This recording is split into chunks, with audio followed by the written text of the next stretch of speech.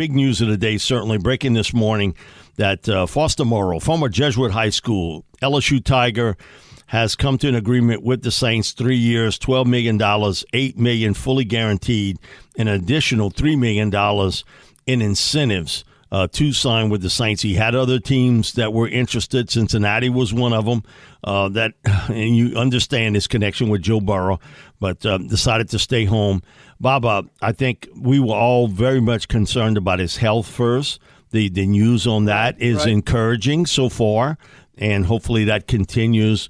Mainly concerned about his health, but from a football standpoint, in watching Foster throughout his LSU career and also certainly with the Raiders. And David Carr, who's now the Saints quarterback. That's that connection. You have a big, physical, inline blocker, tough guy. One thing he does really well, Charlie and I were talking about this, he sort of cuts the edge because a lot of time you are lined up against a defensive end. Okay, that's your responsibility. And some tight ends, they overwhelmed. That defensive end comes off the edge, and it's almost like he swats them away. They're not doing that with Foster. Does a real nice job setting the edge and sort of cutting it off that he can't make that turn to get into the backfield. And he's a very solid, short, intermediate receiver downfield. And so he's the complement to Juwan, who's really more of the flex tight end. He's taking Trautman's place.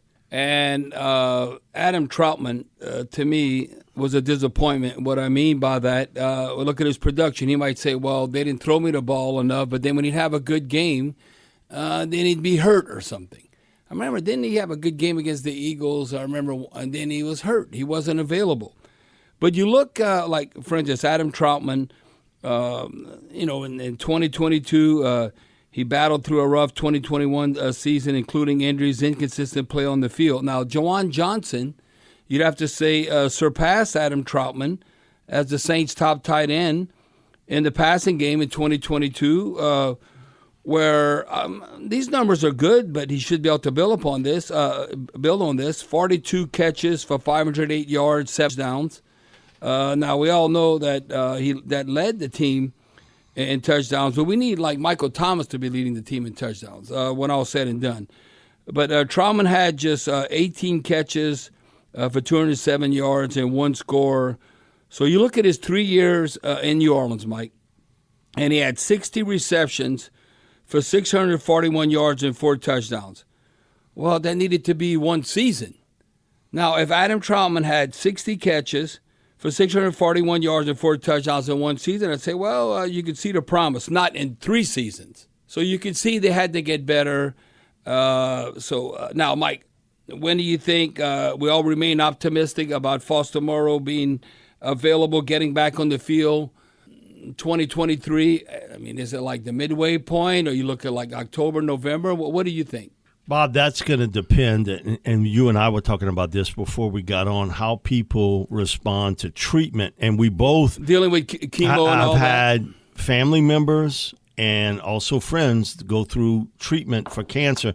Some go through it, and it's not as bad as others. And so far, it seems to be that Foster is responding well. And the news is that, he could come back for early in the season. Now, I think they'll be very cautious with him from a doctor's standpoint and working with him. And we will have tonight at 6:20 Dr. Ashish Adreed, who come on with us from Thibodeau Regional Medical Center, the cancer center there, and he's an oncologist. And he'll sort of break down everything. But I think how you respond to the treatments is going to kind of dictate how quickly you can return. Yeah, and contribute. And listen, it's not like just being a normal citizen. No, to be able to play in the NFL. And that's a whole lot different animal, Mike, when, your endurance, your strength, all of that comes into play. But even if Foster Moreau comes back, we got to hope as Saints fans that Juwan Johnson builds upon what he did last season. And what I mean by that, look, he scored a team high, like I said, 7 receiving touchdowns. He posted the second most receiving yards at 508. He caught the third most receptions with 72. Now, Mike, if Michael Thomas is back and your receiving core and how utilizing your running back, remember when Alvin Kamara was really rolling? He'd have like 80 catches to 85 or somewhere around there. that wouldn't be a bad thing if all of a sudden Juwan Johnson is still producing, and he might not be the third most highest in receptions at 72. It might be like fourth or fifth. So there's nothing wrong with that. But I think right now, I'm not talking about run blocking and setting the edge and all that. Juwan Johnson is still the guy as far as in the pass receiving game. Now, you got to stay healthy and all that. That's who they're counting to take that next step. And I think he's confident he'll be able to do that. Bob, can they combine for 100 catches? Because if you think about it, if you break it down, 58 catches, 42 right. for yeah, no, that's Foster, a good number. 58, somewhere in that range for Juwan. Man, that would, to me, you've hit goal but not if you can get to 100 catches. But not like Adam Trautman. When Sean Payton wants to make Adam Trautman work, Mike, good luck. Through 3 years, again, with the Saints, he caught 60 balls for 641 yards, 4 touchdowns. No, that would have been good for us. That would have been a solid season, but not over 3 seasons.